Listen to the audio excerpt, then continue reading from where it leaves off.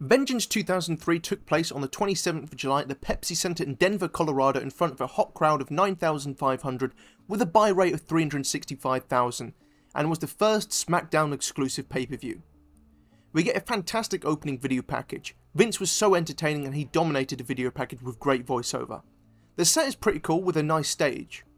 Speaking of cool, the build to the show has been cool. So many bangers, especially involving Kurt Angle, Big Show, World's Greatest Tag Team and Brock Lesnar.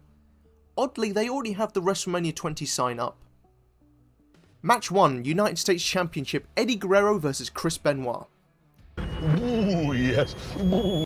The United States Championship has been reinstated and Eddie and Benoit are the tournament finalists. Eddie and Benoit had a great promo back and forth on the Go Home show and sprayed wax into his eyes, as did Eddie, which he mocks to begin this match. Eddie has just turned heel by slamming Tajiri through a car. We get a stop-start pacing with Benoit having great comebacks. The big moves felt like big moments, such as Benoit's suicide dive and top rope back suplex. They traded similar moves, Benoit's triple Germans and top rope back suplex, Eddie with 3 amigos and a superplex. We get a ref bump which allows Eddie to hit Benoit with the belt and hit a frog splash for an amazing near fall. Eddie tries to cheat again and it is classic Eddie, but it fails, but it is so entertaining. Benoit makes Eddie tap, but the ref is still down. Oh no! Anyway. Rhino comes in and turns on Benoit by goring him. Eddie takes advantage and hits a frog splash for the win. Geez, talk about a way to open the show. This was a classic match. What a superb opening match. The bells and whistles worked so well. Fun, entertaining, great wrestling. Definitely going to be hard to top this one. Rating, an A. Vince and Stephanie speak backstage. Vince will go to Raw and confront Kane. This is because Kane tombstoned Linda McMahon on Raw. He has been amazing, by the way, Kane. Vince tries to turn a new leaf and got Steph some flowers, pointing at roses. But those are for Sable. The flowers for Steph are some shitty dry ones that he throws at her. Match 2, Jamie Noble vs Billy Gunn, Indecent Proposal. Jamie Noble and Nydia became rich thanks to Jamie's aunt dying and gifting him money in her will. It went to Noble's head and he wants to sleep with Tori despite being with Nydia. Billy Gunn returned and has begun a relationship with Tori Wilson. He is the arse man here, so we've been getting Tori shaking her ass, so thank you Billy. If Jamie wins this, he gets to sleep with Tori. Tori is the one who suggested it, by the way. Jamie has a love case full of sex toys and oils, including handcuffs and a paddle. Tori looks so fucking good, man. She is so sexy. She slaps her beautiful ass. Sadly, the match is a disappointment. The crowd is silent. They care more about Tori than these two. Nydia comes out mid-match in her fur coat with Daisy Dukes. Odd look. She helps out Gunn. Noble is not happy. He was 1 second away from getting Tori. I'd be mad too. Noble kisses Tori and he gets slapped by both women. Hey, I would take that. But Noble still rolls up Gunn for the win. What a lucky boy. He is celebrating like he has won the lottery, which he basically has. That son of a bitch. The story was fun, it had moments, but this was average in the ring. I would say Taz and Cole are hilarious in commentary here, as usual. Taz is one of the worst commentators ever, but in the best way, which makes him great.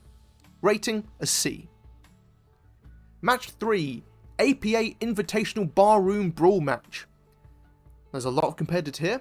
The Conquistadors versus Matt Hardy versus Brian Kendrick versus Doink, played by Nick Dinsmore, aka Eugene, versus Chris Kanyon versus the APA versus Orlando Jordan versus the Basham Brothers versus the FBI versus Sean O'Hare versus the Brooklyn Brawler versus Funaki versus Matt Capitelli versus Shannon Moore versus John Hennigan, aka John Morrison, versus Brother Love, aka Bruce Pritchard, versus the Easter Bunny, played by young Damien Sandow.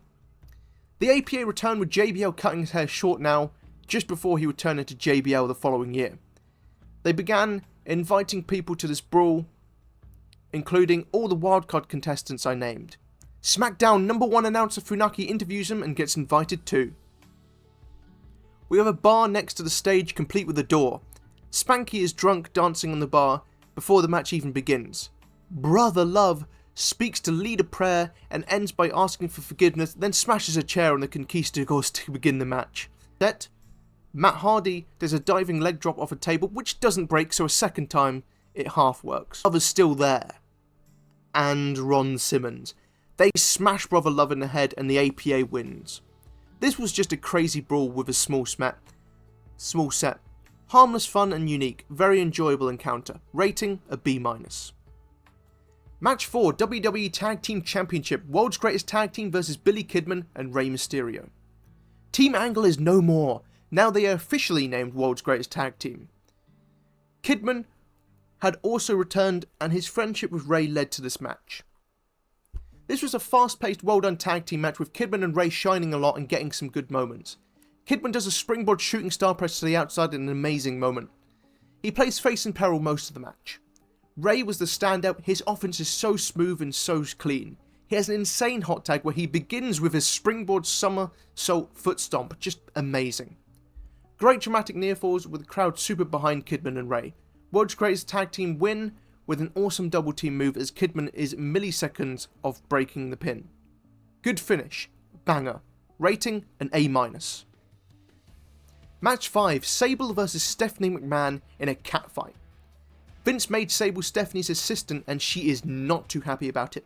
The hatred has spewed over. In one segment we got Steph ripping Sable's top off, which was a hell of a moment. Sable looks short. Stephanie attacks her on the ramp and drags her into the... Nice. Sable does her grind dance over Stephanie in a hot moment. The crowd is hot for Stephanie. Stephanie wedgies Sable again, and even better, nearly tearing her shorts off. Stephanie tries to strip Sable naked and nearly succeeds. The ref tries to help her cover up, allowing A-Train to come in and knock out Stephanie to give Sable the win. It was a fun and sexy match, but it did go a bit too long for what it was. Sable's arse was great and Stephanie's cleavage was also good, but the match was quite sloppy. Fun, but definitely not a wrestling classic. Rating a C. Match 6, The Undertaker vs John Cena. A match all about respect, old school versus new school. The build-up was good. Cena beat a newcomer, Orlando Jordan, and Undertaker took issue with it and took Orlando under his wing, sort of what Undertaker did to Cena the year previously. Cena cut some fantastic raps in unique locations, including a graveyard where he pissed on a gravestone. Cena's rap pre-match is a solid 8 out of 10, much anger. I didn't go into this with high expectations, but oh my did it exceed them. This was absolutely fantastic. I loved the storytelling and Cena playing the underdog dirty heel and using underhanded tactics to win while Undertaker is trying to teach this kid a lesson was great. It was great seeing Cena being the disrespectful new kid heel. He starts by slapping Undertaker, he spits water in the Undertaker's face, pulls turnbuckle pad down so Taker goes back first into it, and hits him with a chain. Cena also takes a fantastic chokeslam in this match. But Undertaker makes a mistake by allowing Cena back into the match after beating him down. Undertaker's internal injuries and Cena working over them and nearly winning from it was also really good. Undertaker's comeback is great because it is slow and clunky to sell his internal injuries sustained from the match. Taker is bleeding slightly to sell the internal injuries, so it works here. Undertaker wins with a last-ditch last ride. Loved that quick ending. Undertaker put him over by winning by the skin of his teeth. A masterclass in psychology. Really well told and performed match. Rating an A. Match 7, Vince McMahon vs Zack Gowen. Zack Gowen is a one-legged wrestler and cancer survivor who dreamed of being a wrestler. Vince has been so entertaining bullying Zack, calling him a freak, mocking his disability, making him face Big Show to win a contract, which he does thanks to Lesnar and Angle in a cool and happy moment. Vince is the most entertaining and proper evil heel ever. No one would dare being this evil nowadays. I've got an insatiable appetite for life, and I want more, more, more. Once again, Vince is huge like a cartoon, so funny and entertaining. He enjoys beating up a one-legged kid like a true bastard heel. Gowen gets his moments such as a springboard Asai moonsault to the outside, but Vince controls the match and works the leg. Not hard to forget which leg to work on here. Vince gets huge heel heat throughout, his facial expressions, taunts and the little things are all done so well. He is an expert at bringing the crowd on a ride and getting them hot for this match. They go wild for Zack's comeback. Vince gets cut open bad on a chair dropkick, but he wins after Zack misses a big moonsault. I wonder if it was changed slightly due to Vince's injury. He looked super groggy after it. Zack gets a standing ovation post-match. Technically nothing amazing but with a weak finish, but the storytelling was fantastic and it was well paced and planned out. Rating a C+. Eddie Guerrero was interviewed and he says he doesn't need any friends. Same. Wallows in sadness. Main event, WWE Championship, Brock Lesnar versus Kurt Angle versus The Big Show. Big Show and Lesnar in the build-up had one of the most iconic moments of all time as they broke the ring upon a superplex. We get a good video package. Angle returned from his neck injury and formed a friendship with Lesnar as Lesnar was there for him during his recovery.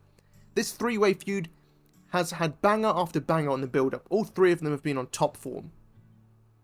This whole match has a great dynamic with Lesnar and Angle's friendship, but professional rivalry and egos, along with Big Show capitalizing at points and trying to win. Some of Brock's selling here was insanely good. He is seriously on top of his game here. I like that there wasn't a bunch of finisher kickouts, instead the pins are broken up instead. It was a fantastic main event with all three working together well and adding to the match. Great action-packed match with some fun moments and a great rivalry and story. Kurt pins Lesnar after an Angle slam to become the new WWE Champion in a banger of a main event. Rating an A-. What a superb show.